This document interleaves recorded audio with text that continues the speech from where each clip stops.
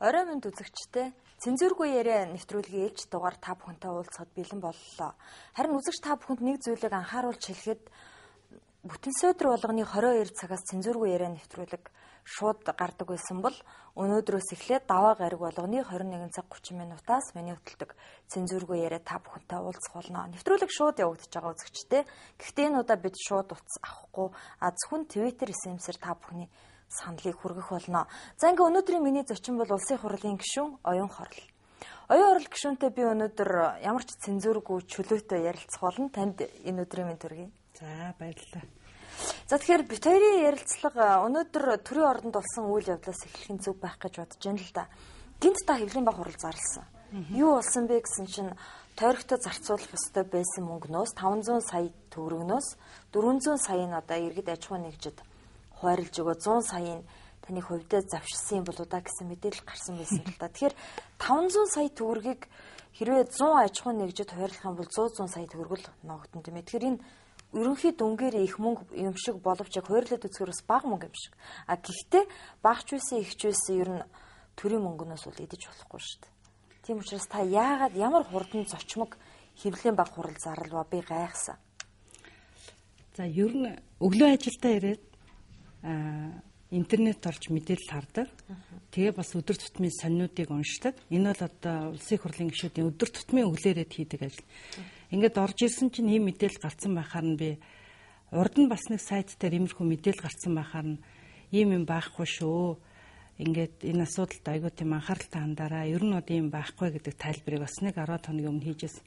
Тэгээ өнөөдөр дахиад одоо сайтуудаар сониноор ийм мэдээллийг гаргасан болохоор ер нь бол би бодтой мэдээллийг өгөх ёстой юм байна. Би бол ингээ хэвлэл мэдээллийн байгууллагатай ямар нэг ийм асуудлаар ингээ маргалдаж мэтгэлцээд бол явдаггүй. Би ч ер нь өөрөө яг цензургүй яриа гэдэг шиг би бол тийм нээлттэй улс төрч. Одоо надаас сүүлчд асуусан асуултанд би шууд хариулдаг. Над ямар нэгэн хаалт бол байдгүй. Тэгээ ер нь бол хариулт бас өгөх нь зөв юм байна гэж бодоод тэгээ хэвлэлийн байгууллага зарласан.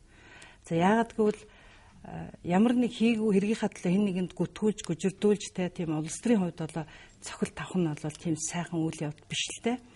Тэр тусмаа өнөөдөр Завхан аймгийн ард иргэд бол надад байнга итгэж төр төшөлцөх хариуцлагатай үүргийг оногдуулдаг.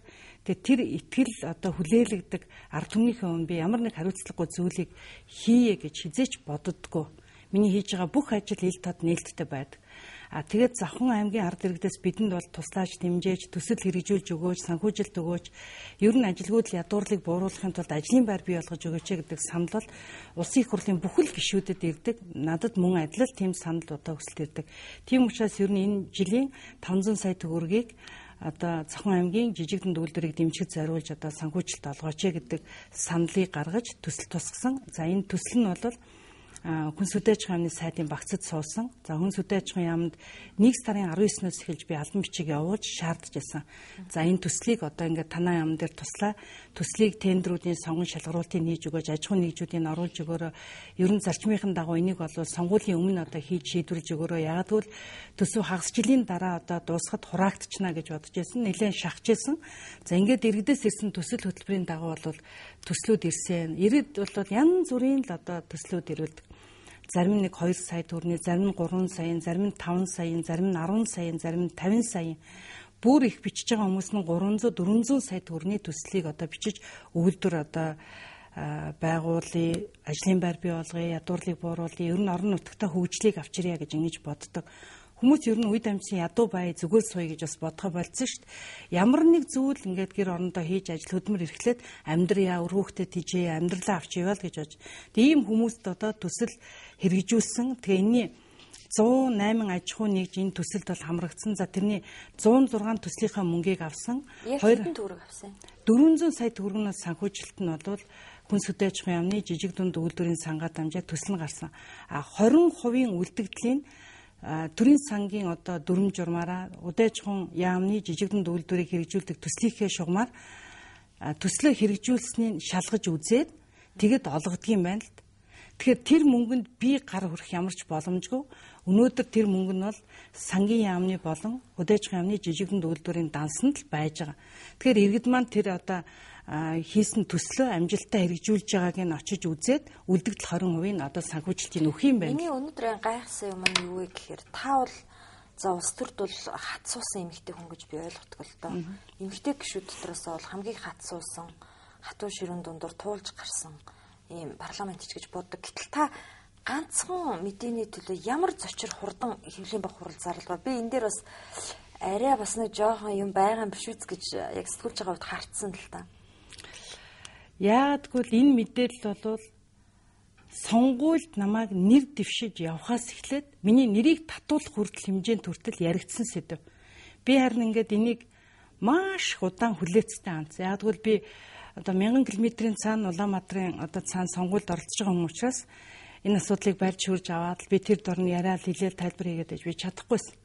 Ирчээд энэ асуудал яригадаад ахаар нь за хууль хяналтын байгууллага цагдаа прокурорын шалгаад бас юм ингээд тогтоогдог. Түүнийхэн дараа энэ асуудлыг яриа гэж бодсон. Тэгэхээр цагдаа прокурорын байгууллагууд нь бүгдээрээ шалгаад энэ ямар ч асуудал байхгүй байна. Яг л 400 сая нь очих хэвээр иргэдтэй очсон юм байна. Та өөрөө цагдаараа шалгуулсан юм уу эсвэл үгүй ерөөсөө өргөдөл өгсөн байхгүй юу? Одоо тэр үед бид нартай өрсөлдөжсэн нэр дэвшигчд манаас өгсөн байхгүй юу? Одоо тэгэл энэ асуудлыг яриад хөндөд яваад исэн хүмүүс л тэр үедээ өгсөн юм шиг лээ. Би яг хин бичээд ийм болгоод байгаа юм болоо гэж тэр үедээ бас. Магадгүй би тантай нэг намаас хамт нэр дэвшсэн Балтай учир гишүүнийг хамгийн түрүүнд хардах гэж байна л да. Та хоёр хамт нэр дэвшиж яваад нэг иргэдийн хурал дээр хоорондоо муудалцсан дүрсвчлэг цацагдсан л да. Тэгэхээр магадгүй тэр хүн байж болох уу? За хэрвээ тэр хүнийг хардаг шалтгаангүй бол та хоёр яагаад муудалцсан бэ? Нэг намаас явж исэн мөртлөө. Гэхдээ яг ер нь бол улс төрд бол янз бүрийн ийм арга хэлбэрээр өрсөлддөг хүмүүс бас байд юм байна л да. Би жишээлбэл эмэгтэй хүнийхээ хувьд бол болж игэл асуудлыг ил тод яриад шудраг өрсөлдөхийг боддог. Тэгж ажиллая гэж бас уриалж исэн. Тэгээд сумын уулзалтан дээр ороод ер нь бол одоо намайг ямар нэг байдлаар юм гүтгсэн мэдээллээр ингэж те одоо тэр уулзалтын өнгийг өөрчлөх гэж ингэж хэлсэн байхгүй юу? Анхны бидний одоо сумд хийж байгаа уулзалт. Тийм учраас би яг газар дээр нь хэрвээ ингэж өрсөлдөх гэж байгаа бол ийм юм байхгүй гэдгийг газар дээр нь хэлээд өөрөөр хэлбэл зааланд хүмүүс ийм хүн орж ирээд надад ийм асуулт өгөж хэлүүлж байна гэж сарлчиж байгаа байхгүй юу? Тэр нь бол өөрөөр хэлбэл газар дээр нь л тэр үйл явдлыг бариад өгсөн юм л. Та тэгээд тэр нь одоо тэрийг тийм үү ийм юм бол байхгүй өрсөлдөө шудраг өрсөлдөө гэдгийг бид тэр иргэдийн уулзалтан дээр нь л яг тэгж хэлсэн. Одоо өнөөдөр бол яагаад ийм хурал хийж байгаа вэ гэвэл нэгэн шүүх прокурор цагдаагийн байгууллагууд нь ийм асуудал байхгүй байна гэд зарлчаад байхад тухайн мэдээллийг аваад өөрөөр хэлбэл бичээд байгаа хэвлэл мэдээллийн байгууллагуудыг буруу тушаа мэдээллийг битгий гаргаач бодтой мэдээллийг би та нарт өгье. Би одоо санитай заргалдаал ингээл те миний нэр төрт халтж байна гэл ингээд яриад явбал өнөөдрийн одоо байгаа хуулиар болно. Тэгэхээр би тэгж ерөөсөө хэвлэл мэдээллийнхэнтэй харьцаж байгаагүй. Яг тэгвэл ер нь бол хэвлэл мэдээллийг би өнөөдөр дөрөвдөх засаглал тэгээд өнөөдөр арчилсан нийгэмд бол энэ хамгийн их бодтой үүргээ гүйцэтгэж байгаа гэж үздэг. Хамгийн гол нь тэр хүмүүст буруу зөв мэдээллийг өгч хүмүүсийн оюун санаанд өөр одоо те ямар мэдээлэл хүргэх гээд байгаа хүмүүст нь зориулж энэ зүйлийг бас хэлж өгөх ёстой байна л гэж бодож хэвлэлийн баг хурал хийсэн. Би таныг Завхай аймагт өрсөлдөж явж байгаа тэр Балтай учир гишүүнтэй уулзалтан дээр тэр үгийг хэлснээс над нэг сонин дурсамж сэргсэн л дээ. Тэр юу вэ гэхээр за та Балтай учир гишүүнтэй гэж хамт явж байгаа тэгж хэлснэхээ төлөө намаасаа шүүмжлэл авсан уу? Тэнд одоо нам энд оролцоход ямар шаардлага байхгүй. Шүүмжлэл авахгүй яаж авах юм бэ? Намайг тэнд тэр цааланд босоод оюун орлоо та ингэсэн тэгсэн гээд ингээд гүтгээд ингээд мэдээлэл цацаад байхад би хариултыг газар дээр нь л өгөх хэрэгтэй. Ер нь бол би өнөөдөр боддог шүү дээ. Улс төрчийн тухай янз бүрийн хэвлэл мэдээллийн хэрэгслээр янз бүрийн материалууд зөндөө гардаг. Тэгэл ихэнх нь за ингээд гүтгээд байна гэж яриад байдаг. Гэтэл тэгвэл тэрнийхээ талаар яагаад няцаалт хийж мэдээлэл гаргаж өгч чаддгүй юм бэ гэж би бас бодож шүү дээ. Тийм учраас би өөртөөгөө холбоотой яг энэ асуудал дээр яг яаж хандах вэ гэдгээ бодож байгаа л яг газар дээр нь л хариултыг өгсөн. Тийм учраас тэнд бол одоо энэ нэг тийм учиртай энтер гэдэг юм бол ерөөсөө байхгүй. Тэгээ мэдээж улс төрд явж байгаа тэр ширүүн өрсөлдөөн дунд бол эмэгтэй хүнд бол хандж байгаа хандлага нь өөрөө хувь тэр улс төрчийнхээ хувьд бол хэтэрхийл одоо инээдтэй зүйл байсан юм л да. Тэр үедээ ч гэсэн ер нь бол. Ямар дурсамж сэргсэн бэ гэвэл та 2000 оноос 2004 онд бол намынхаа шинжилгээний төлөө дуурч эхэлсэн тийм ээ. Тэгээд та 2004 оны сонгуулиар намаасаа хөөгдсөн баха. Тэгсэн хэрнээ та бие дааж Завхан аймагт нэр дэвшижсэн шүү дээ. Тэг би энийг юу гэж хэлж ийм гэхээр та ингээд яг үгээ шууд хэлснийхаа төлөө энэ намаас одоо 2 дахь удаага донг авах үйл гэж би бодсон байхгүй юу. Тэгэхээр 2004 онд чум яг юу болоод таныг намаас хөөсөн бэ? За ер нь бол санахад таны хэвлэл мэдээлэлээр бол аимшигтэй доромжилж байсан. Би яг тэр үеийг сандаг байхгүй юу. Би бас хэвлэлийн баг хурал хийжсэн. Ер нь бол тухайн үеийн улс төрийн нөхцөл байдлыг би юу гэж дүгнэжсэн юм бэ гэвэл 1937 оны хилмигдүүлэлтийн салхи бол эргэж ирж байгаа юм байна.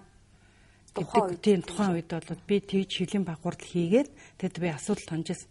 За одоо бол би юу гэж боддог юм бэ гэвэл 2004 оны тухай үйл явдлыг бол ярихыг бас нэг төдийлөн хүсэхгүй. Яг л тэр үеийн болж исэн үйл явдал өнөөдөр ямар одоо үр дагавар юу болов гэдгийг Монголын ард түмэн цаг хугацаагаар өөрөө амар их нотолж шít.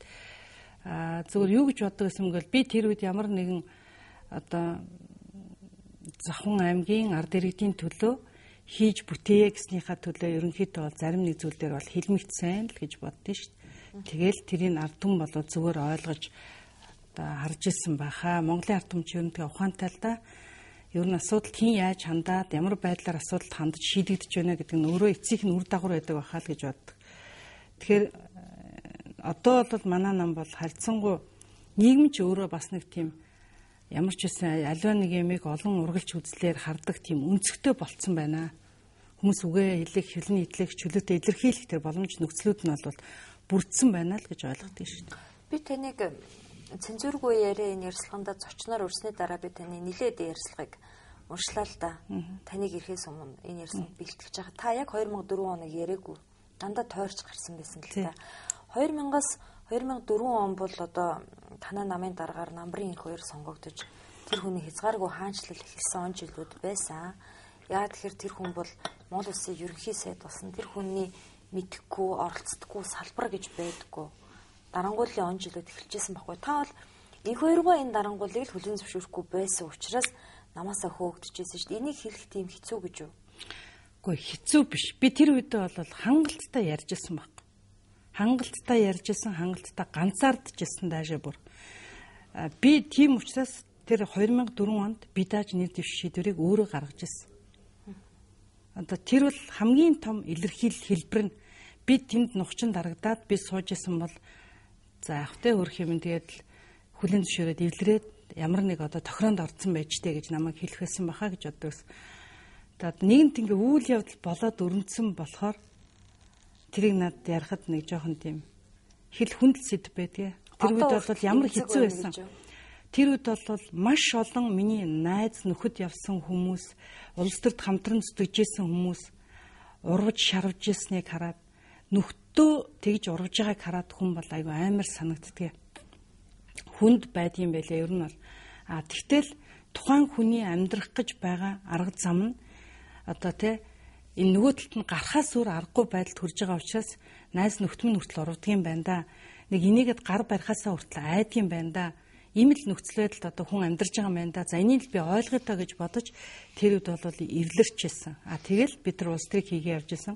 Тийм болохоор Завхны ард түмэн бол өнөөдөр твис хараад одоо эфир үзээд сууж байгаа бүх ард түмэн бол үнэхээр тимдээ гэдгийг бол мэдж байгаа. Би тэр үед бол би Монгол ардын намаас хөөгдөг. Надаа хэн нэг хүн уулзаж миний баталгааг авч намайг намаас хөөж ийнэ гэсэн шийдвэрийг гаргаж үзүүлээгүй. Би сонгуульдаа зүгээр л явж ирсэн. Тэр үед манай Монгол ардын босол намын дөрөнд бол намаасаа би даавал нэр дэвшүүл хөөнө гэсэн тийм заалтж байгаагүй. Тийм болохоор би миний намын баталга энэ байна. Би тийм учраас л өөрөөр хэлбэл намын удирдлагуудтай таарч тохирохгүй байгаа энэ одоо болж байгаа үйл явдлыг шүүмжснийхээ төлөө би ямар нэгэн зэмлэл хүртхийг хүсэхгүй байна гэл одоо явж исэн. Тэгээ манай аймагт манай засгийн газрын гишүүд бүрэлдэхүүнээр очиж миний эсрэг ажиллаж исэн тэр үед. Онгоцоор одоо тэр үед мэдээ засгийн эрх барьж исэн нам тухайн үеийн ерөнхий сайд мундаг байлаа шүү дээ. Тэгэл мэдээж одоо нэг алган чинийхэн хүүхнийг унгаах гэж тэгж хүч тавьж ажиллаж байгааг харж байгаа ард түмэн бол аль болж игэл ард түмний одоо талд үнэн зөвийг шүүе гэдгийг бол ард түмэн бас бодож хүлээж авсан шүү дээ. Яг л тийм л үйл явдал болж байна.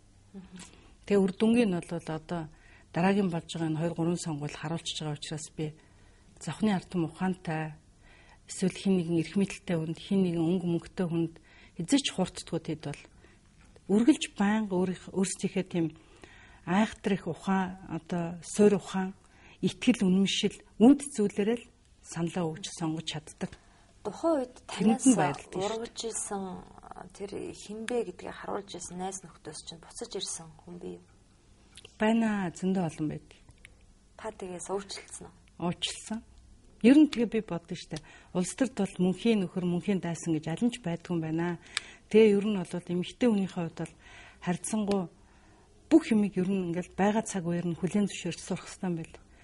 Одоо ер нь бол хатуурхаад бол дэмий байдаг юм байна гэж боддог. Нөгөө талаас ер нь тийм нэг өөдрөг биштэй ямар нэгэн тийм хатуу зуулттай байгаад байх юм бол энэ амьдрал өөрөө их утгагүй болчихно л гэж боддог. Тийм учраас би өнөөдөр бол ер нь 2004 оны тухайн үеийн үйл явдлын талаар дурсаж ярих дургүй байдаг учир нь бол энэ харин тэрний оронд урагшаа хараад тэгээ илүү их хөвчтэй одоо ажиллаж амьдрья. Тэр нь бол надад тийм эерэг энергитэй арай амьдралаа урагшаа хараад явхад бас айтайхан санагддаг шүү дээ. Тэгэл тэр үеийг дурсан бол мэдээж нэг л юм тийм сүүдэр бараан талаас нь юм харагдана.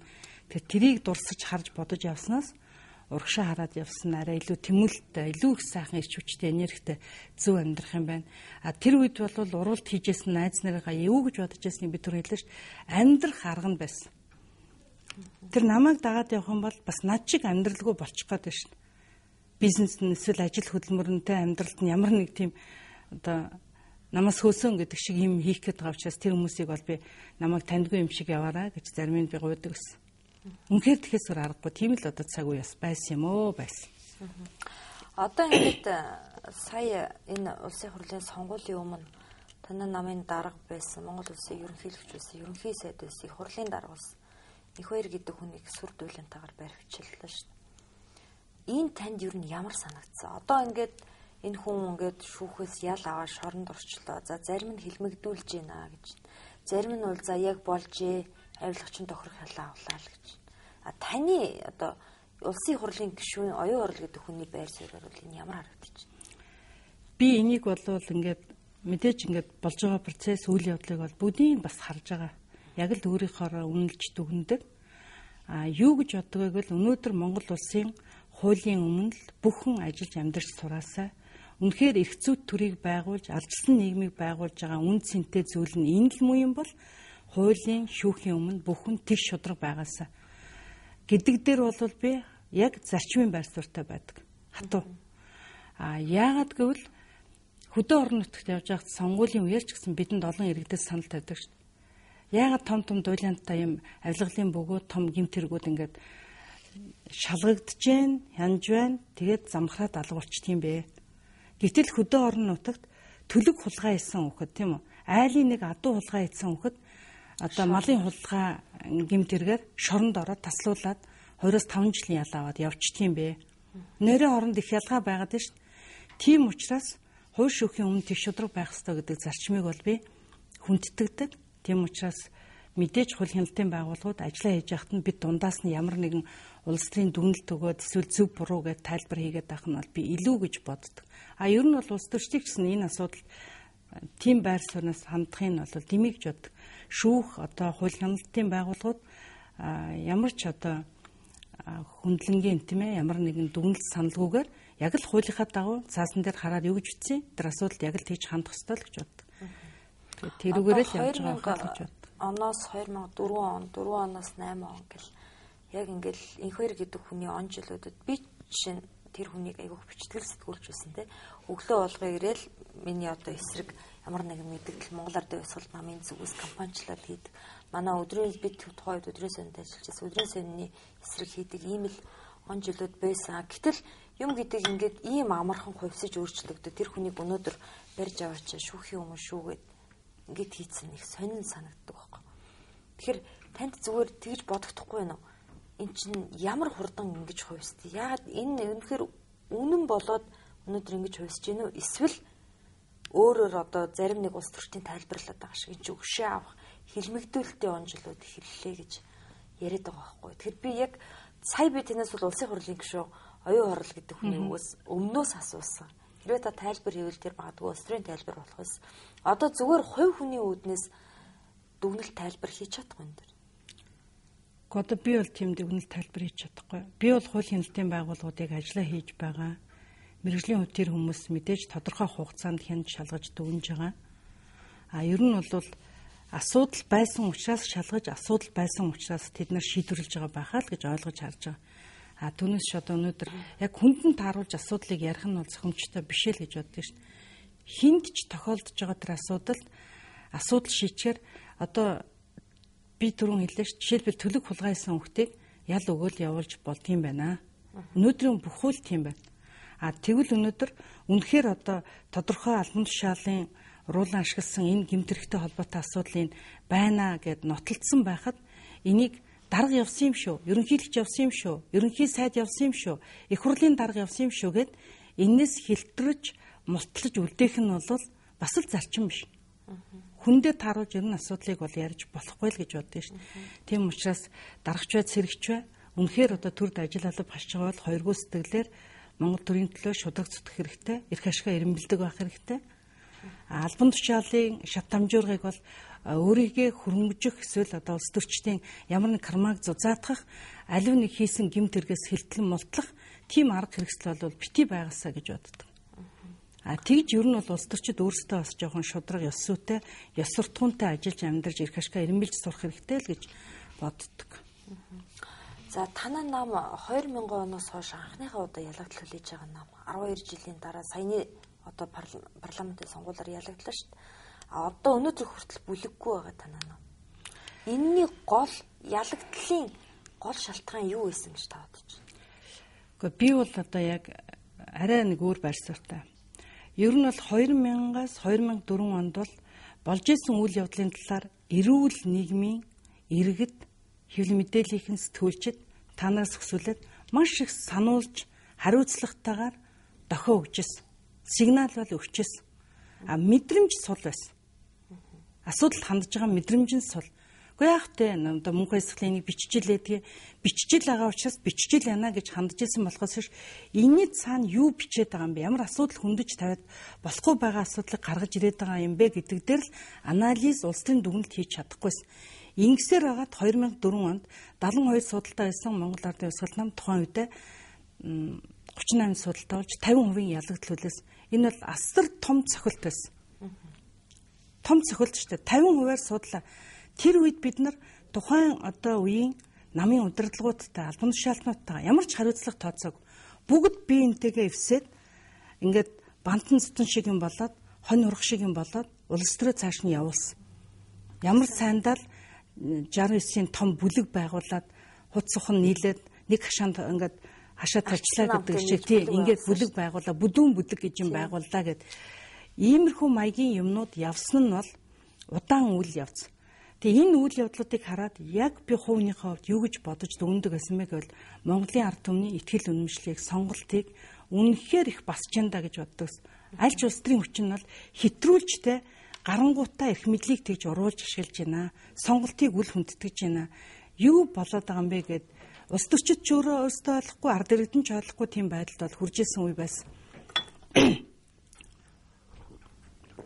Энэний үйл явц ингээд удаан өрнөсөөр байгаа л 2008 онд Монгол Ардын одоо намын дараагаар ажилласан баяр дарга бол бас өөрөө хурд ихтэй богино хугацаанд одоо маневртай сонгуулийн ажлыг сайн зохион байгуулсан учраас манай намныг 46 судал авсан. За ингээд дараа нь бол 46 авж гинэ гэдэг нь өөрөөр хэлбэл 38 авснаасаа арай дээр нэг 8 9 гишүүн илүү гарч ирээд агц гараад тэгээ ингээ 2012 оны сонгуульд одоо нөгөө намаасаа бол манайх чинь үндсэндээ нэг 3 4 судлаар л дутж байгаа ш 27 8 судалтай нөгөө 31 гэдэг бодох 4 5 судал. Нэг айхтар тийм үнэлэхүй том ялагдал бол хүлээгээгүй. Гэтэл ялагдал нэг судалж байсан ялагдал. Ерөнхийдөө улсын их хурлд бодож байгаа юм л да бид нар орж байгаа нэгдүгээр тактик үдс сурталын ажил дээр бас бид нар жоохон алдаа гаргасан байхаа. Ер нь бол 2012 он хүртэл 8-аас 12 оны засгийн газар бол бас гайгүй сайн ажилласан. Би баяр даргыг хамтарсан засгийн газрыг байгуулах шийдвэрийг тухайн үед гаргаж явах үед одоо бас дэмжиж исэн гişүүдийн нэг дэмжиж байсан. Яагаад гэвэл би энэ Монголын улс төрийг соёлтой эрүүл болгосоо улс төрийн хүчнүүд эвлэлд нэгдэж хамтарч ажиллах юм байна. Улс орны төлөө их том зөвлүүдийг, том төслүүдийг хэрэгжүүлэхэд бас агц гарах юм байна. Ингээд ер нь ард түмнийхээ төлөө зүтгэх юм байна. Бидний их эвлэрлэлгүй, бидний их зөрчилтэй байгаа үйл явдал бол 2008 оны 7 сарын 1-ний үйл явдлаа. Бид гудамжинд ард түмэндээ одоо ямар үйл явдал бий болгох нөхцөлийг бүрдүүлсэн байсан бэ? Энд чинь нэг өдөр бүрдсэн юм биш. Ерөнхийдөө удаан хугацаанд бий болсон үйл явдлын үр дагавар байсан гэж боддог.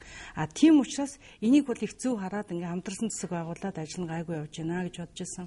Бас тодорхой олон сайн ажлуудыг хийж чадсан. Цаг хугацааны дараа Монголын ард түмэн энд бол үнэлт өгөх байх. Өнөөдөр бол мэдээж одоо ялагдсан дөрвөн судлаар бүлэг байгуулагдаж чадаагүй байна. За энэ одоо бас тодорхой шалтгаануудтай. Тэгтээ одоо бүлэггүй штэ гэд үндсэн хуулиар олгогдсон 27 гишүүнтэй намыг үл хүлээн зөвшөөрөөд сууна гэж бол байхгүй. Мэдээж бүлэг байгуулагдана. Яаж? Хууль эрх зүйн орчноо та түрүү хэлсэн шүү дээ. Хуулийн өмнө бүгд тэгш хэрэгтэй байх. Тэгш хэрэгтэй байх. Та нар хуулиар заасан хугацаагаа алдсан шүү дээ. Үгүй ийм байхгүй юм. Үндсэн хууль бол бидний одоо эцэг хууль. Үндсэн хуулиар бол 8-аас дээш суудалтай гишүүд сонгогдсон улс төрийн нам бүлэг байгуулнаа. Энэ бол 24 цаг, тэдэн цаг, эдний өдөр гэсэн заалт бол байхгүй. Энэ бол үндсэн хууль, эцэг хууль нь байхгүй. Улсын хурлын тухай хууль болон улсын хурлын дэгийн тухай хууль гэдэг бол органик хууль, дагаж гарч байгаа хууль. Тийм учраас уг нь тэр хуулиа зөрчих ёсгүй байхгүй юу. Тэгэхээр тэр хуулийн дээр бас л анхаараагүй бас одоо ийм заалтыг оруулж баталсан юм байлаа. Тэгэхээр энэ алдаагаа л засах ёстой. Энэ бол өнөөдөр Монголын улс төрд ганцхан Монгол ардын нам тохиолдоод болох үйл явдал бас биш. Дараагийн олон зуун жил ингээд үргэлжлээд явах улс төрдөө бид өнөөдөр 8-10 хүн сонгогдсон ямар нэгэн намыг улс төрийн хүчин гэж хүлээн зөвшөөрч сурах хэрэгтэй. Энэ бол ямар ч хуулгүйгээр хүлээн зөвшөөрөх асуудал. Тухайн хуулинд бол цаг заасан л үт юм билээ шүү дээ. Гэтэ яг та органик хууль гэдгээр тайлбарлаж байна л да. Тийм. Тэгэхээр энэ хууль чинь бол үндсэн хуулиар дагуулсан одоо жишээ нь ард түмний өчнөө хувийн суудал авчаад тийм үү? 40% суудал авчаад, саналын авчаад яа парламент руу орж ирж ажиллаа хийхгүй тэр ч тойргийн асуудлыг шийд, энэ ч тойргийн асуудлыг шийдээ суугаад байд. Энэ чинь бол айгүй бүдүүлэг асуудал шүү. Одоо яг бол тэгэж нөгөө нэг энэ бол ийм байхгүй юу? Одоо бол яг бид нар ингээ хуралд сууж байна. Тэр үед яагаад одоо бүлэг байгуулах саналаа нэрээ өгөөгүй гэвэл тухайн үедээ бид ярьж байгаад одоо улсын хурлын даргыг бол улсын хурлд одоо судал авсан намууд зөвшөлдсөж байж тэгээд саналаа хөгүүлдэг. Нөгөө талаас улсын хурлын анх дугаар чуулганыг улсын хурлын хамгийн ахмад гишүүн удирддаг. Анх дугаар чуулганыг.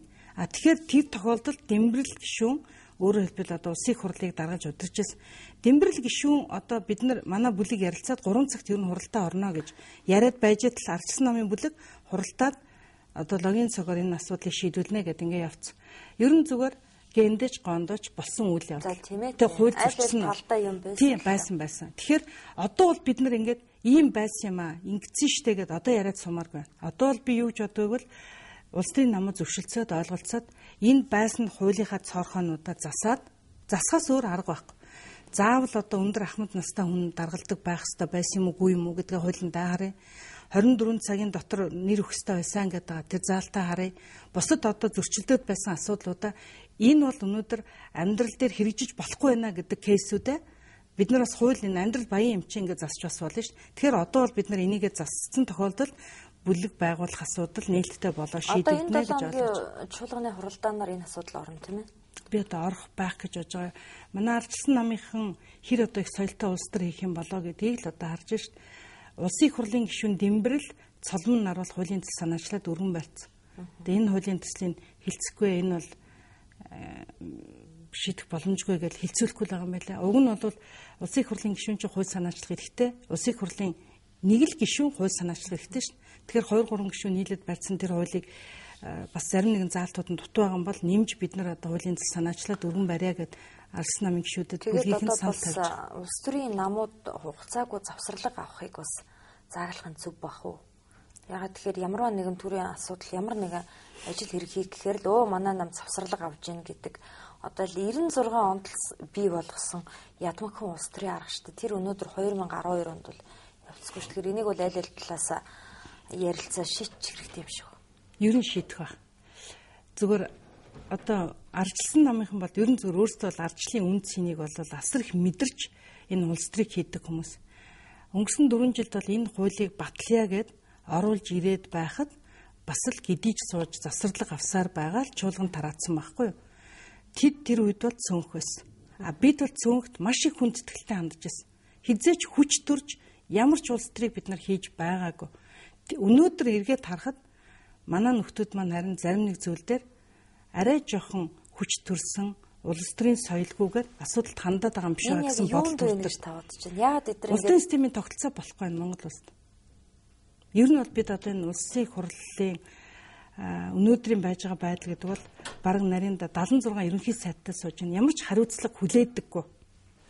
Би бол өнөөдөр Монгол улс үндсэн хуулиндаа нэлээд том өөрчлөлтүүдийг хийгээсээ улс төрийн системийнхаа тогтолцоог өөрчлөөсөө хариуцлагатай болгосоо гэж бодож. Улс төрчид өөрсдөө хариуцлагатай байж улс орны хариуцлагын тухай асуудлыг цаашаа ярмаар юм шиг байна. Завсарлагын тухай асуудал дээр бол бид нар одоо орж ирсэн байгаа даарчилсан намын оруулж ирсэн ярьж байгаа өмнө өргөн барьсан байсан хуулийн төслийг бол одоо нэг эсэргүүцээд бас байгаа юм байхгүй шүү дээ. Инээс болоод манай бүлэг байгуулахгүй байгаа тухайн асуудал нь тухайн хүмүүсийн л одоо хар.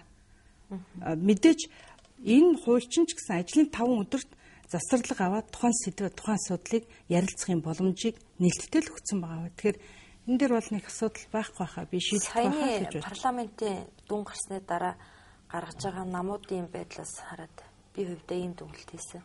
Юу гэвэл нөгөөх нь 12 жилийн турш ялагдал амсаагүй нам засгийн газарт орж чадахгүй болтлоо ялагдаагүй шүү дээ. 2000 оноос хойшоо ямар нэгэн хэмжээгээр засаг барьж лээс. 38 судалтай болсон ч гэсэн хамтраал засаг барьсан тийм үү. Нөгөө нам нь арчилсан нам нь 96 оноос хойш ялт үзээгүй нам байхгүй. 96-аас 2000 онд арчилсан намыг ялсан гэдэг боловч яг үнэндээ бол арчилсан холбоо эвсэл төр ярьжсэн он жилүүдэд энэ нам дангаараа чинь ялт байгуулсан бол зөвхөн энэ удаагийн сонгуулахгүй. Тэгэхээр нэг нам нь ялагдлын шокноос гарч чадахгүй. Нөгөөдөл нь ялаад бүр тэрэндээ ирэмшээд бас хүч төрсэн хандлага харагдаад байгаа байхгүй. Тэгэхээр аль алинд нь л асуудал байгаа. Байна. Яг би бол чиний дүгнэлттэй бас яг санал нэг байна. Гэхдээ ер нь бол биш үү? Энэ 20 жилд бол арчилсан нам Монгол Ардын нам хоёр бол ихэнх тохиолдолд нь хамтарч төр барьсан юм бэл. Бүх тохиолдлыг ингээд одоо эргэцүүлээд бодоод үзэхээр жишээлбэл 96 онд бас л одоо хамтарсан 2004 онд бас хамтарсан 2012 онд бол 2008 онд бол бүр 46 судал авсан мөртлөө 40-60 гэдэг одоо хуваараар бас хамтарсан. Тэгээд 2000-аас 2004 онд л дангаараа тий ганцхан тэр үед л нэг 70 байсан. Тэр үед бол хариугийн 2004 онд Монголын ард түмэн бол ер нь нэг нам дангаараа төр барьж болдоггүй юм байна. Хамтар зөвшөлт ойлголц тэгээд та нар сайн ажил хий гэж дүгнсэн байхгүй. Тэгэхээр одоо бол тэр сургамжийг арчилсан нам бол бас бодох хэрэгтэй. Ялалтанд хит их бялуурах юм бол олон алдаа гардаг. Улс төрд бол эвдэх бярдах гэдэг тухай ойлголт бол байж болдгүй юм байлаа л гэж би ойлгодог. Тийм учраас одоо бол ялалтанд бити их бялуураасаа л гэж бодож байгаа юм л да. Хамтарч ажиллах нь л зөв байх гэж бодож байгаа. Тэр нь бол нийт Монголын ард түмний эрх ашигын төлөө нэг улс орны төлөө бид нарын хийх ёстой л ажил.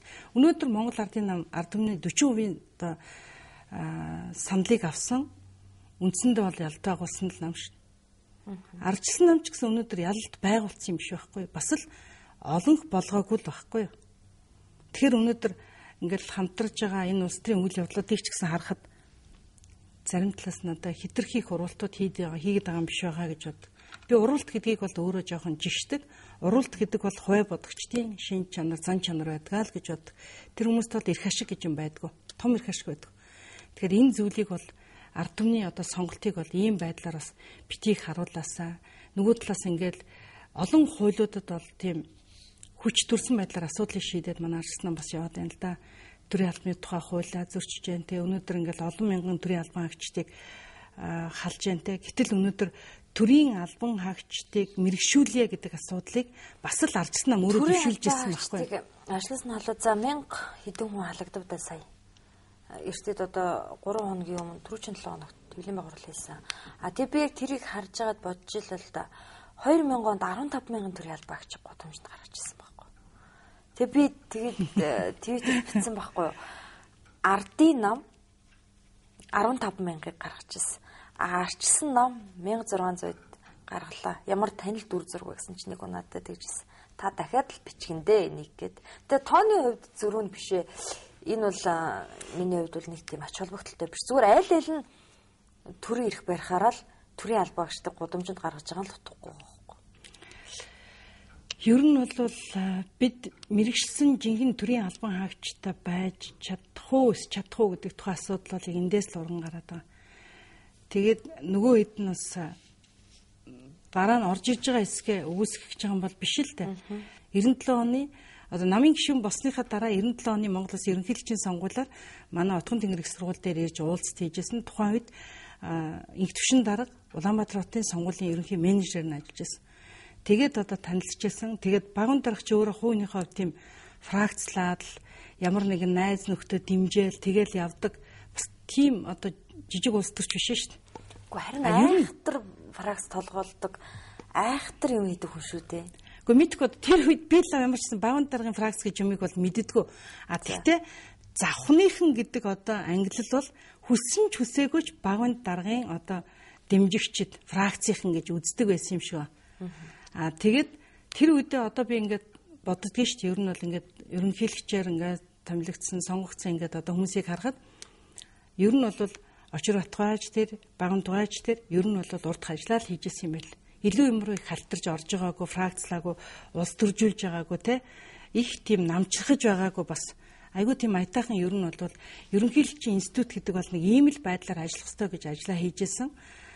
Тэгээд тэрнээс хойш хүмүүс маань бол энэ улс төрд бол бас нэлээд олон янз бүрийн юмыг өнгийн өөрчлөлт одоо бас хүмүүст ойлгуулад л гаргаж ирсэндээ тэгэхээр юм болгонд бол өөр бодолтой жоох эсрэг байна. Яг тэгвэл 96-аас 2000 онд за 4 засгийн газар огцорсон. Сэргийн босгол банкны асуудал гэж гарч илаа. Эвслийн засгийн газар тухайн үеийн ерөнхийлөгч Багонттай яар хэлцээр хийнгууд тэр нь маргааш нь Монгол Ардын хувьсгал намын бүлэгт мэдээлэгдчихдэг. Монгол Ардын хувьсгал намын бүлгийн дарга нь энх хоёргоо байсан.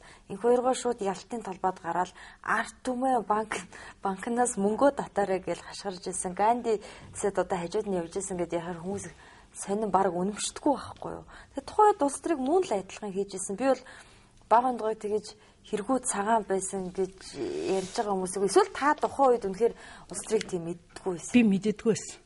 Ер нь бол 96 онд намд ордлох хугацаанд би яг дам бизнес хийдгээс ерөөсөө улс төр сонирхдаггүй байсан.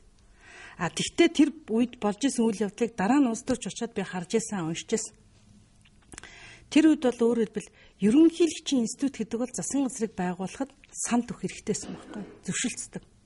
Ерөнхийлөгч зөвшөлдсөөгүй бол тухайн одоо засгийн газар байгуулагдахгүй тухайн ерөнхийлөгчд санал болгосон аль нэгэн сайд нь таалагдаагүй бол зөвшөөрөгддөггүй ийм үйл явдлууд бол байсан хуулийн дээр. Тэгэд би бодсон шүү дээ тухайн үед үндсэн хуулийг хийж баталж исэн хүмүүс бол төрийн институт хоорондын харилцаагтай балансчууд тэнцвэржүүлэхийн тулд бол тийм айхтраас бодлоготой юм хийж исэн юм байна. Тэгээ энэ асуудлыг 2000 онд одоо байхгүй болгоод үндсэн хуулинд оруулсан 7 нэмэлт өөрчлөлтийг хийгээд ерөнхийлөгчийн институт бол тэнд санал өгдөг ирэхгүй болсон баг. Тэгэхээр энэ үеэс болоод би нөгөө улс төрд одоо орж ирсэн хүн учраас бидний үед бол одоо тийм ерөнхийлөгчийн институт манай одоо улс төрд шууд нөлөөлж орж тэгжсэн юм ерөөсөй байдгүй байхгүй. Тэр бол яг 96 оноос 2000 он хүртэлх хугацаанд болоод өнгөрсөн үйл явдал байт юм шиг л. 96-аас 2000 он за 2000-аас 2004 онд бол одоо манай энэ томоохон компани захирлууд тийм ээ бизнесмэнүүд улс төр рүү нэлээд орж ирсэн үе яа харахгүй. Тэгэхэд тэр үед бол ерөөсөө ил тод одоо хандив нэлдэг. Нөгөөдөл нь ч өгдөг. Тийм л байлаа шүү дээ. Одоо бол бас харьцангуй тэрээс соёлтой болсон. Та одоо Монгол Ардын хувьсгалд намд хандив өгчээсэн үү? Хэдэн төгрөгийн хандив өгчээсэн?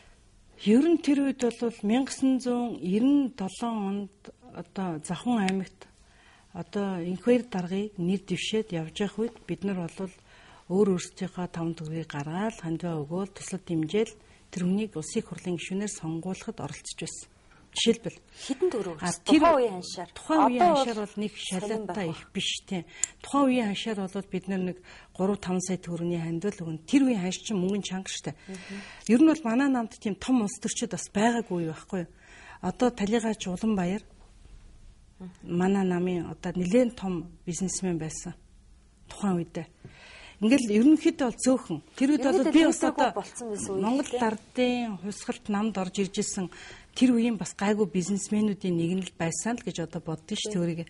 Тэгээд ер нь бол яг давхар чиний энэ хэлж байгаатай адилхан улс төрийг цэвэр тунгалаг болгоё гэж бодвол улс төрийн намуудын санхүүжилтийг төрөөс төсөөл санхүүжилдэг болдог цаг ирэх ёстой. Ийм цаг үед л энэ улс төрийн авилгал өөрөөр хэлбэл энэ бизнесийн орчин эрүүл болох бизнесмэнүүдээс хандив нэгтэг энэ юм зогсох ёстой. Өөрөөр хэлбэл улс төр бизнес хоёрыг салгах хэрэгтэй. Тийм тул улс төрийн намуудыг суудл авсан тоогоор нь үнэхээр хүчтэй санхүүжилтийн төр хийж өгөөд улс төрийн үйл ажиллагааг нь дэмжиж улс төрийн намуудыг төлөвшүүлэх хэрэгтэй байна. Тэгэхгүй болохоор за нэг бизнес хийж байгаа нөхөр намдаа нэг хэдэн төгрөгийн хандив өгчдөг. Тэгээд би давуу эрэхтэй би ямар нэг байдлаар одоо ажил албан тушаал аавна гэдэг ингээд нэгсэндээ нөгөө албан тушаалыг 8-ны хэрэгсэл болгоод худалдаад хэлж шít. Тэгээ энэ үйл явц бол улс төрийг бол их бохир тунгалаг биш болгоод байгаамаа. Тийм учраас би бол өнөөдөр үндсэн хуулинд орох ёстой нэмэлт өөрчлөлтүүдийн одоо гол цаад санаа нь бол энэ улс төрийн системийн тогтолцоогоо бид нар нэг эргэж харах цаг нь бол болж байгаа юм байна лээ л гэж боддог. Нууц ишүүл та саяын өнгөрсөн 12 оны сонгуулиар тойрогтой хичнээн төгрөг зарцуулж иж хурлын гишүүн болов. За нэг 200 за бараг нэг 250 орчим сая төгрөг бараг зарцуулсан да ер нь. Тийм баг зарцуулсан гэж байна. Ер нь бол бид нар тэгэл 4 жил бас ажиллаж байгаад очиж байгаа шүү дээ тойрогтой.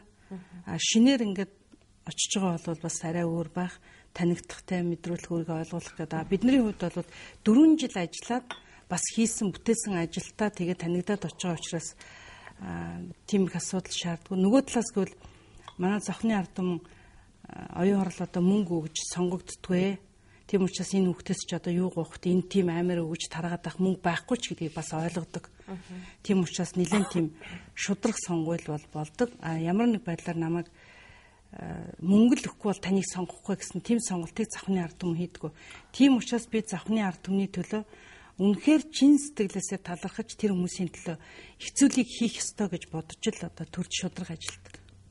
Танд яг хоо ард түмэн бол тэгж ханддаг байж болох юм те. Танаас мөнгө нэгтгүү та өөрөө сонгогддог байж болно. Нам дотроос нэр дэвших эрх болж авна гэдэг чинь бол нэлээд том асуудал шүү те.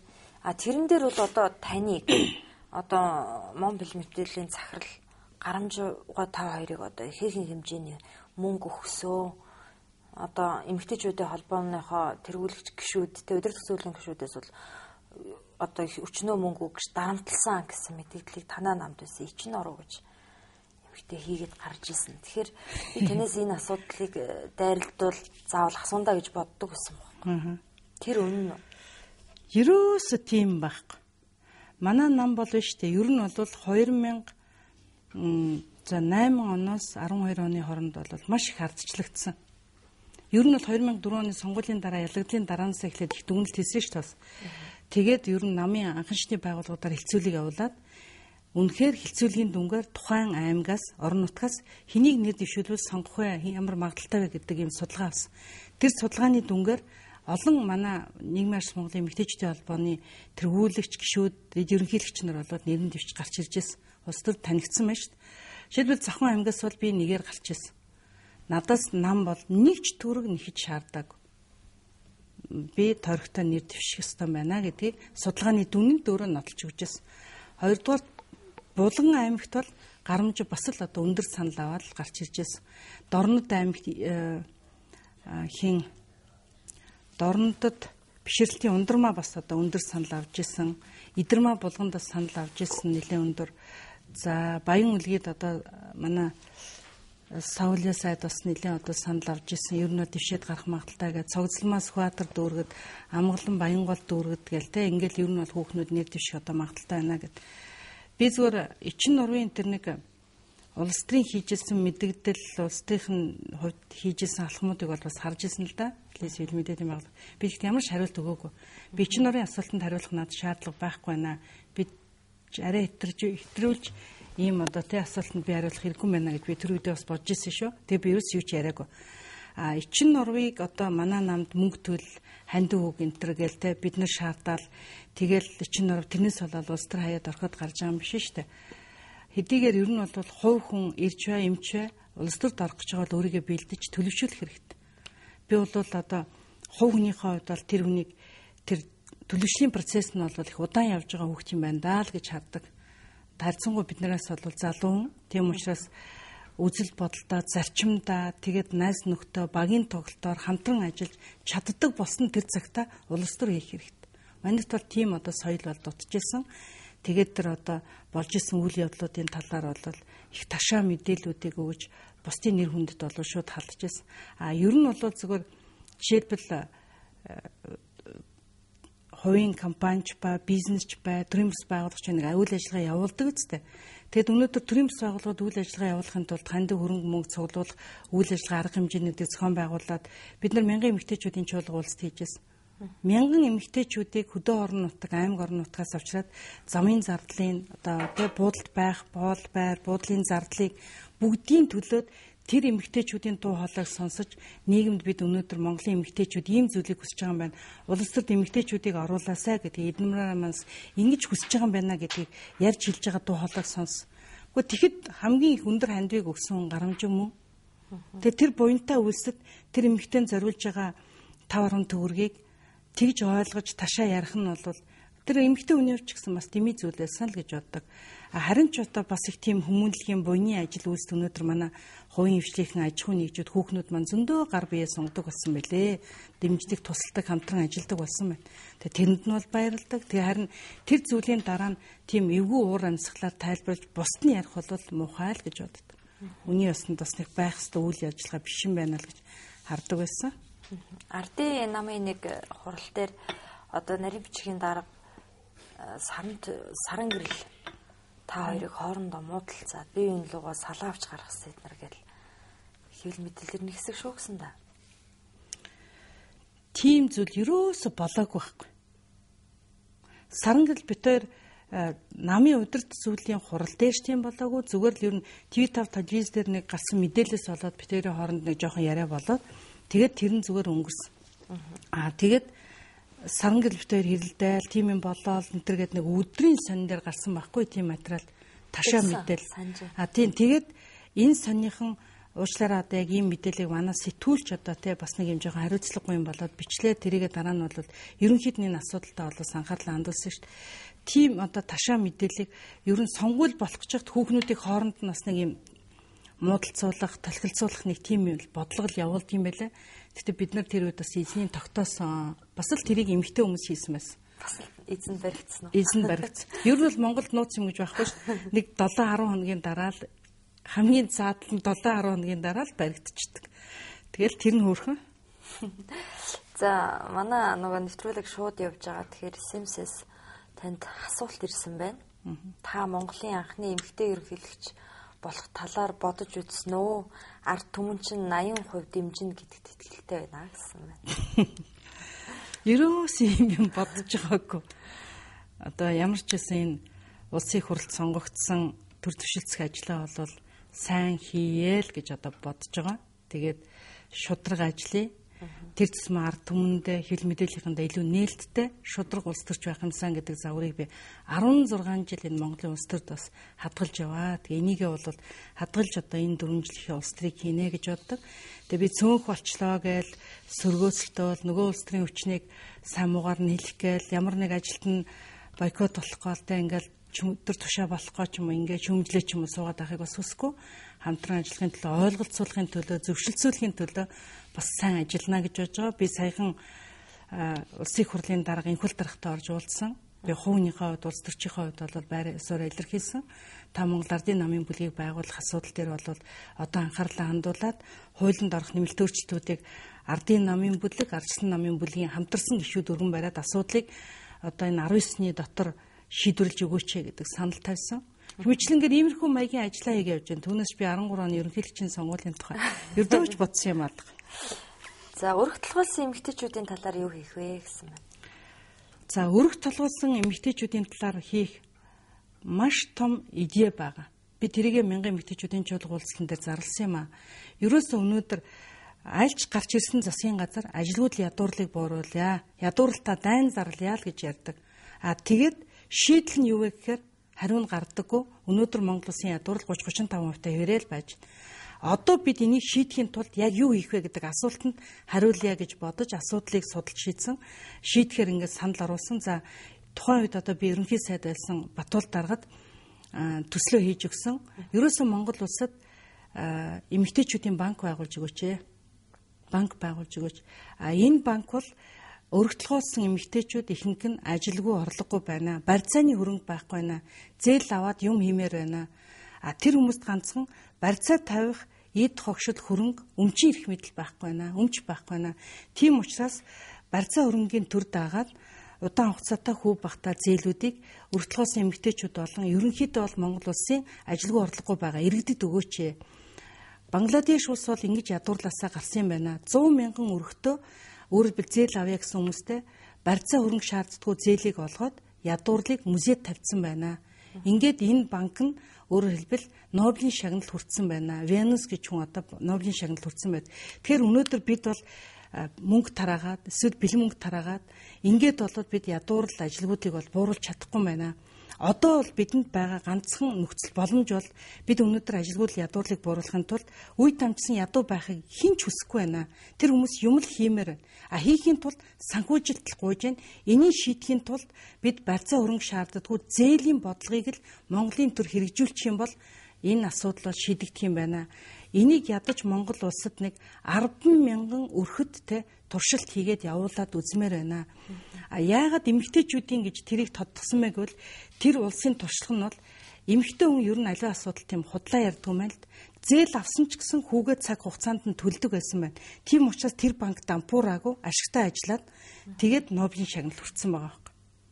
Ердөө кейс нь. Тэгэхээр одоо улсын хурал дотор байгаа эмэгтэйчүүдийн бүлэг байгуулсан шүү дээ. Тэгэхээр бүлгийн одоо барих, дэвшүүлэх гол асуудал энд болж чадах уу? Одоохондоо бол манай бүлэгч гэжтэй бас албан бүлэг гэж бас хэлж болохгүй байгаа. Нөгөө аль аль намынхаа одоо бодлого шийдвэрийг даах учраас одоо бол бидний гол ярьж нийлж ярих гэж байгаа сэдвүүд бол цэцэрлэг, сургууль эмнэлэг, төр хэмнэлэг гэсэн ийм сэдв сонгож аваад улсын хурлын сонгуулийн өмнө ер нь энэ сэдвүүдийг ер нь бид нар нийтийн хүртэл болгож ярьж асуудлыг тодорхой байдлаар шийдэж санхүүжилтийн одоо шийдвүлье гэдэг сэдвээр ярьсан. Тэгэл энэ сэдвэрээ бас тодорхой улс төрөдөө бид нар хийгээд байгаа. Одоо бол би Монгол Улсын ерөнхий сайд Алтан хуягт яг саяхан ярьж байгаа төслөө би гардуулж өгнө гэж бодож байгаа. Энэ бол өнөөдөр аль намын ерөнхий сайдынх нь хамаагүй Монголын ард түмэн эцсийн үр дүндээ бол ялагч байх ёстой сонгуулийн дараа. Тэр нь бол үнэхээр хүмүүс ажил амьдралаа орлоготой болгохын тулд энэ одоо зээлийн бодлогыг хэрэгжүүлэх боломжийг хангаж өгөөсэй гэж хүсэж би Алтан хуяг даргад бол ерөнхий сайдад энэ одоо төслөө бас өгнө гэсэн бодолтой байна. За ингээд 9 сарын 1 болоод ихтэйд сургуулиуд ер нь бүх хичээл эхэллээ. За ихтэйд сургуулийн төлбөр бол одоо нэмэгдсэнд хүмүүс бухимдж байна. Таны бодлоор ихтэйд сургуулийн төлбөр ер нь ямар байх ёстой? Өнөөдрийн одоо Монголын амьдралтай нийцүүлж. За ер нь бол шүү дээ. Би 1991 онд хувийн анхны дээд сургуулийг байгуулсан. Тэгээ ер нь бол боловсрол судлалын ухаанаар би докторийн зэрэг хамгаалсан. Одоо ч гэсэн би ер нь бол өөрөө байнга энэ чиглэлийн одоо ном материал сурагчдыг бол уншдаг, судалдаг. Яг судлаач хүний хувьд Монгол улсын дээд боловсрол гэдэг бол их хямдхан боловсрол олгодог салбар. Монголд бол дээд боловсрол бол маш их үн цэнэгүй хямдхан байна. Өнөөдөр бид нар чанартай боловсролыг чанартай сайн сэхэтэн мэрэгжилтнийг бэлтгэе гэж бодож байгаа бол сургалтын төлбөр нь амьдралд ойр, үнэнд ойр байх хэрэгтэй. Монгол бол хэтэрхий хямдхан төлбөртэй.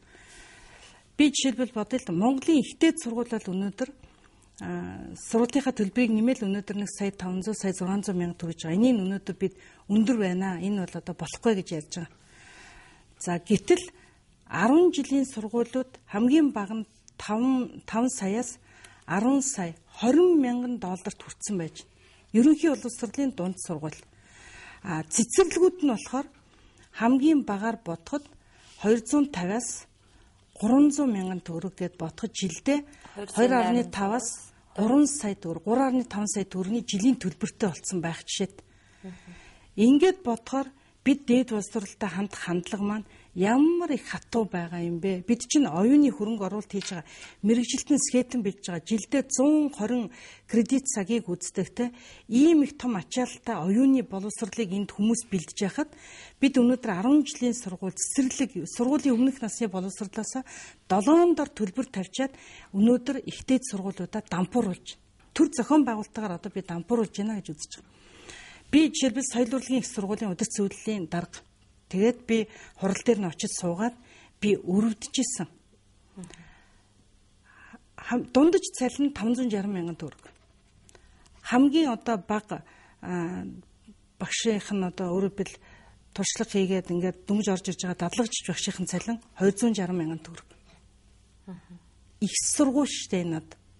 Тэгээд төлбөрөө нэмж болохгүй төр энийг зохицуулаад ороод за тэнд одоо ингэх гэж ингээл аль нэгэн сайд гарч ирэл хамгийн түрүүний хийдэг гаргадаг шийдвэр нь ердөө л энэ сургалтын төлбөрөө ихтэй сургуулийн сургалтын төлбөрийг зохицуулт хийгээд хүчээр ингээд те барьдаг. Нөгөө махны үнийг зохицуулна гэдэг шиг. Тий, яг тийж барьдаг.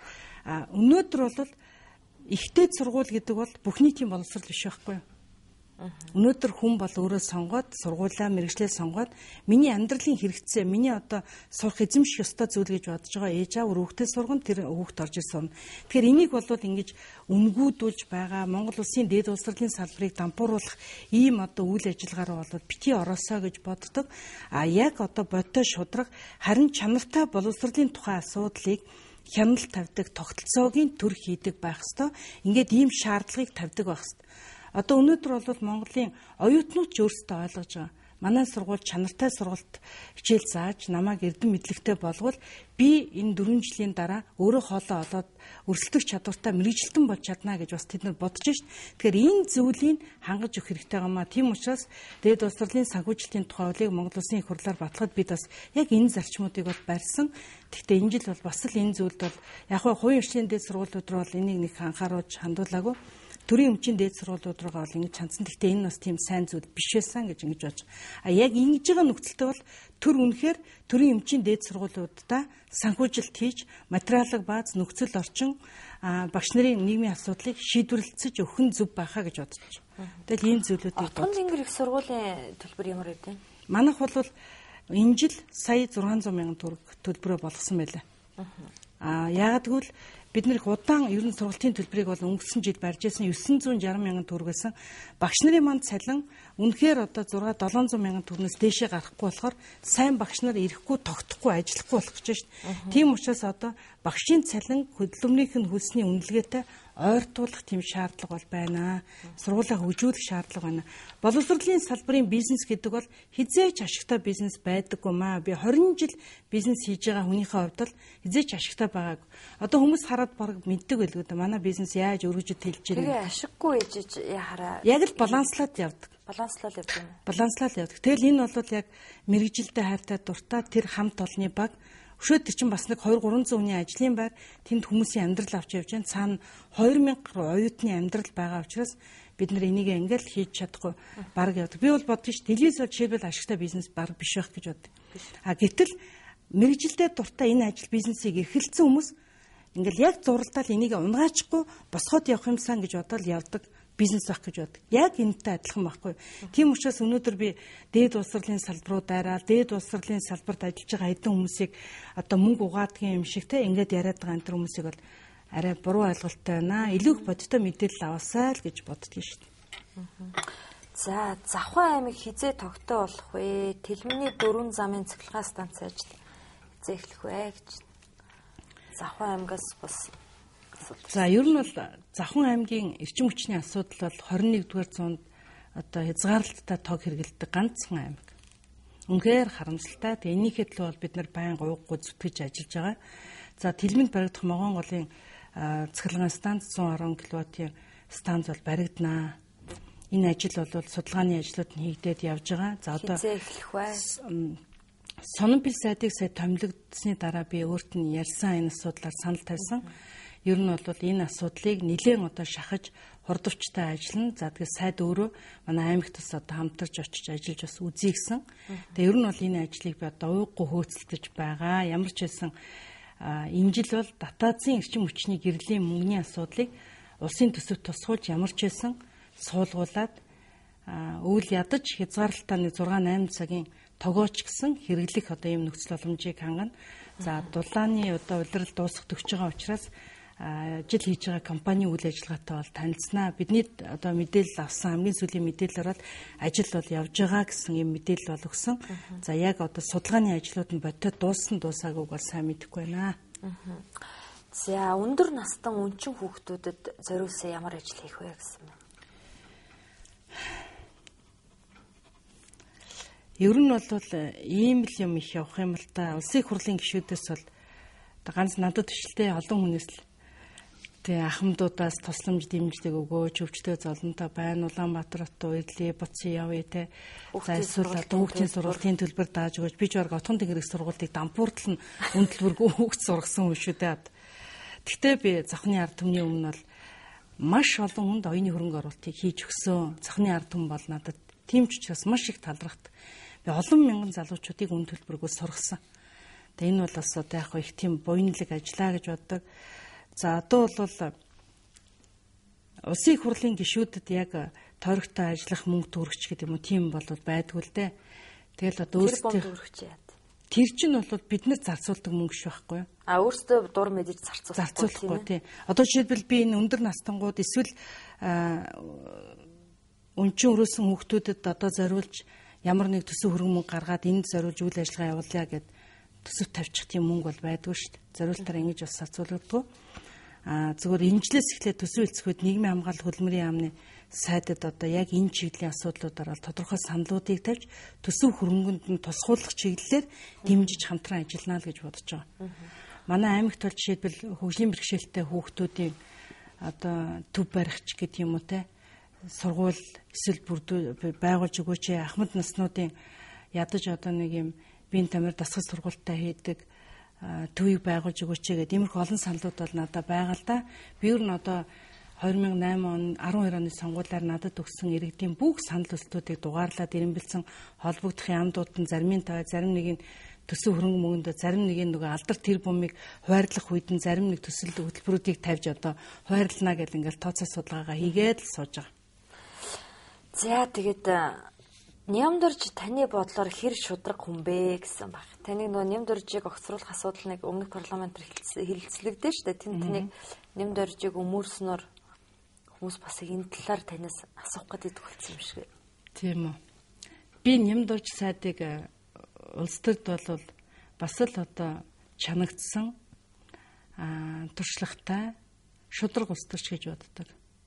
Ер нь бол мэдээж одоо яг хувь хүнийх нь би яг хамт ямар одоо тий байн хамт байгаад амьдарч байгаа юм биш би мэдэхгүй шүү дээ. Би улс төрч байдаг тэр нэг ангийн хүүхдийнхээ хувьд бол үнэхээр төр чанагдсан одоо шудраг эр хүн бүр тэгтээ нэлээд тийм даацтай эр хүн гэж боддог шүү дээ.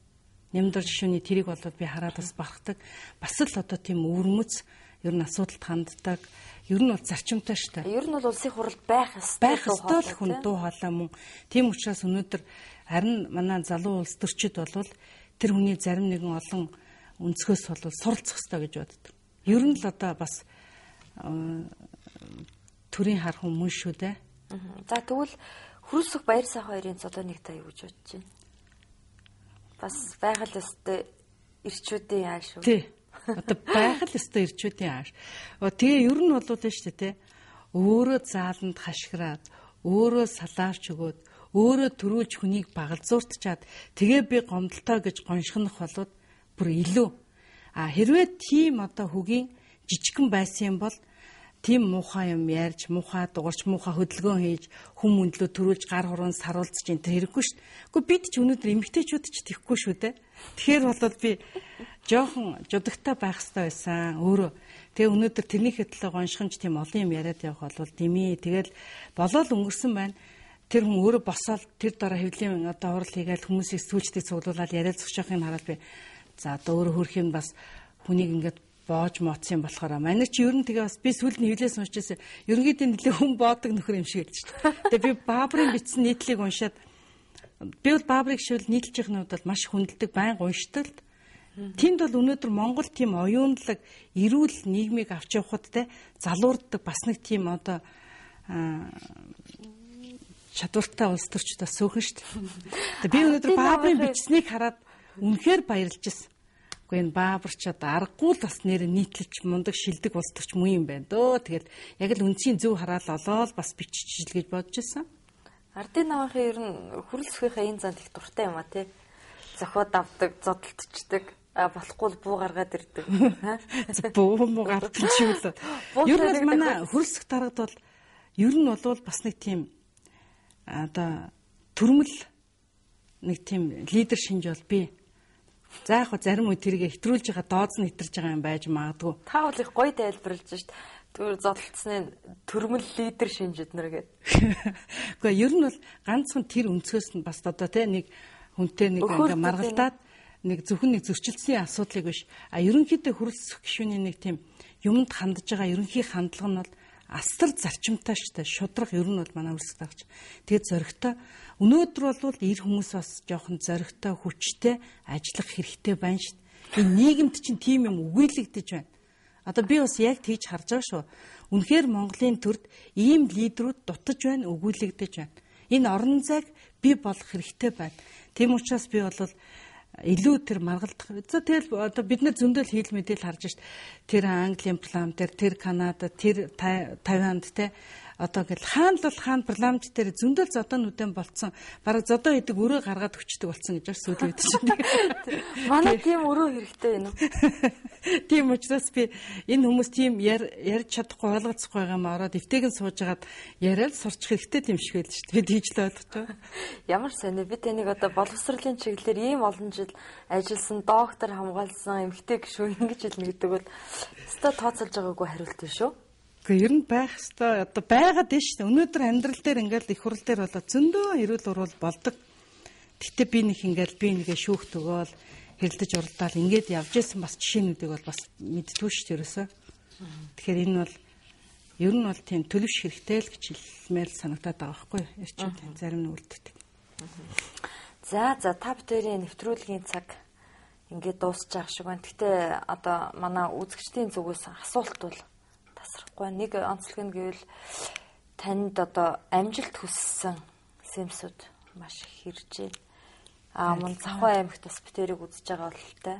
Тэгэхээр одоо танд одоо сүүлчий таны одоо үг хэлэх цаг чинь одоо боллоо гэх юм уу? Одоо сүүлчийн асуултыг танд үлдээхээр надад утгагүй санагдаад байна.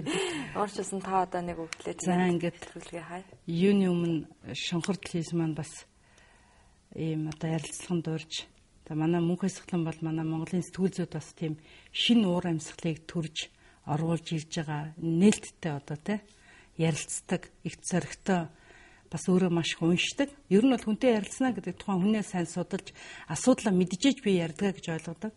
Тэгээ өнөөдөр манай Завхны ард түмэнтэй Монголын ард түмэнтэй намайг уулзахаас энэ боломжийг олгож өгсөн бас танай телевизийн хамт олонд бас баярлалаа. Тэгээд ер нь бол би улсын хурлын ээлж тус чуулган удахгүй застарлана.